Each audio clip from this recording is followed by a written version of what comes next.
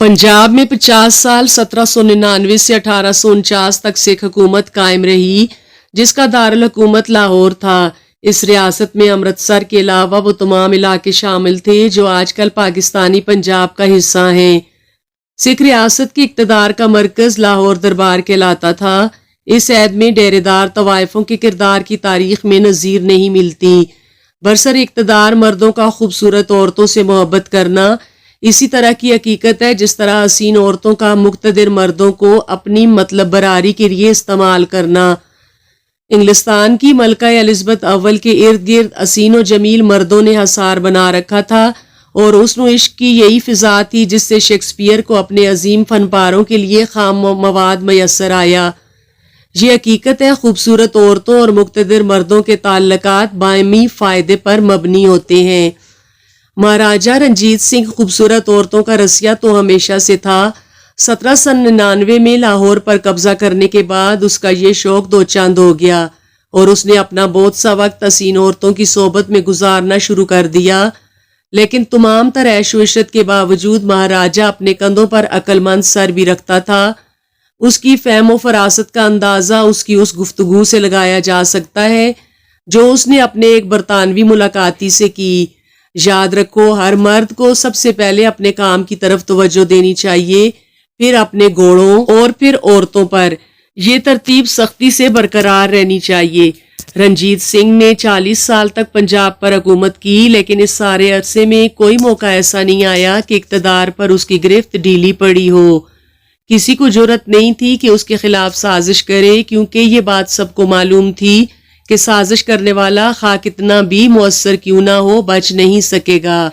ये बात आमतौर पर लोगों को मालूम है कि महाराजा को अपने घोड़ों से बहुत प्यार था और इसके वसी अस्तबल में 1000 के करीब बेहतरीन नस्लों के घोड़े मौजूद थे।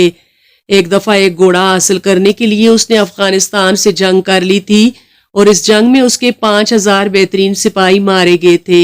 अपनी पसंदीदा और खूबसूरत औरतों के बारे में भी, जिनकी अक्सरियत का ताल्लुक लाहौर के बाला खानों से था, उसके जज्बात इतने ही शदीद थे। उसकी पहली मोहब्बत मोरा नाम की तवाइफ थी। मोरा इस कदर हसीन थी कि जो भी उसको देखता उसके हुस्न से मुतासर हुए बगैर ना रह सकता था। एक दफा महाराजा का वजीर खजाना, जो बाजार हकीमा अंदरून भाटी गेट के मारूफ मजहबी फकीर गिराने का फर्द था, मोरा के हुस्न जमाल को देखकर इस कदर बेकाबू हो गया कि उसने ठंडा होने के लिए कला के अंदर फवारे के नीचे बने तालाब में छलांग लगा दी। इससे मजाज से मालामाल महाराजा ने उसकी इस हरकत को इस तबसरे के साथ हंसी में उड़ा दिया कि उसको मेरा इंतखाब पसंद आया है।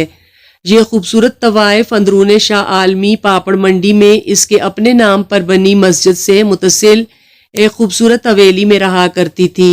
महाराजा मूड के मुताबिक हाथी या घोड़े पर सवार होकर मोरा के यहाँ पहुंच जाता और घंटों उसकी सोबत में गुजारता। रियासत की अशराफिया, उमरा और वो लोग जो महाराजा से अपना कोई काम निकलवाने के ख्वाह होते, महाराजा की बजाय मोरा से राब्ता करते थे और इस हकीकत के दस्तावेजी सबूत मौजूद हैं कि इन दिनों लाहौर में मुतहर्रिक बरतानवी एजेंट भी मोरा ही के जरिए अपना काम करते थे। मोरा के बालाखाने पर कश्मीर और शुमाली रियासतों से लाई गई खूबसूरत दोशीज़ाएं मौजूद होती थीं, जो वो अक्सर लाहौर दरबार की आम शख्सियात को पेश किया करती थीं। ऐसी दाश्ताओं के नान और नफका की जिम्मेदारी उन उमरा की थी जो उन्हें मुस्तकिल तौर पर रखते।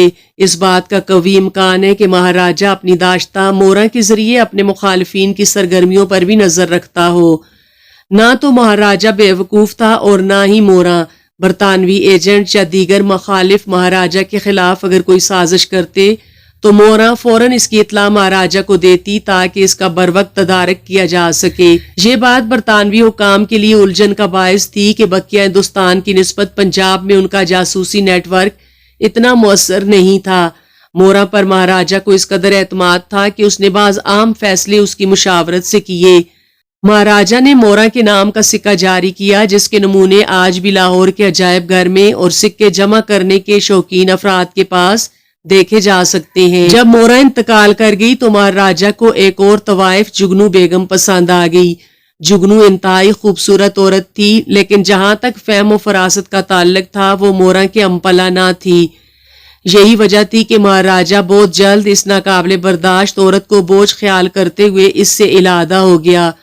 مہاراجہ نے جو ہر وقت ذہین افراد کی تلاش میں رہتا تھا، جلد ہی امرتسر کی رہنے والی ایک خوبصورت عورت کو تلاش کر لیا۔ اس عورت کے بارے میں مورا نے کہا تھا کہ ایک نہ ایک دن وہ ضرور مہاراجہ کا دل جیت لے گی۔ اس کا نام گل بیگم تھا۔ مزنگ سے متصل باغ گل بیگم اسی کے نام پر ہے۔ مغرور گل نے مہاراجہ سے مطالبہ کیا کہ جب تک وہ لاہور سے امرتسر ننگے پاؤں چل کر اسے بیاہ کر نہیں لے جاتا، اس وقت تک وہ اس کو چھو نہیں سکتا۔ مہاراجہ کو یہ بات اچھی طرح معلوم تھی کہ گل نہیں جھکے گی، چنانچہ مہاراجہ اس کا مطالبہ مان کر ننگے پاؤں لاہور سے امرتسر اسے بیانے کے لیے گیا۔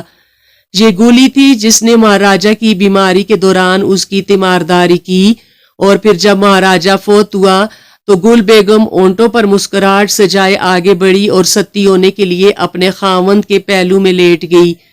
ہو سکتا ہے کہ بعض لوگ لاہور کے اس عہد کی ان ڈیرے دار طوائفوں کے بارے میں جنسی تلذذ کے پس منظر میں سوچیں، لیکن اس عہد کے سماجی اور اخلاقی زندگی کے جو معیار تھے، ان کے حوالے سے یہ سوچنا قرین انصاف نہ ہوگا۔ لاہور دربار کی اشرافیہ کے جاہ و جلال اور وقار کا اندازہ ان کے حرم کی وسعت اور معیار سے کیا جاتا تھا۔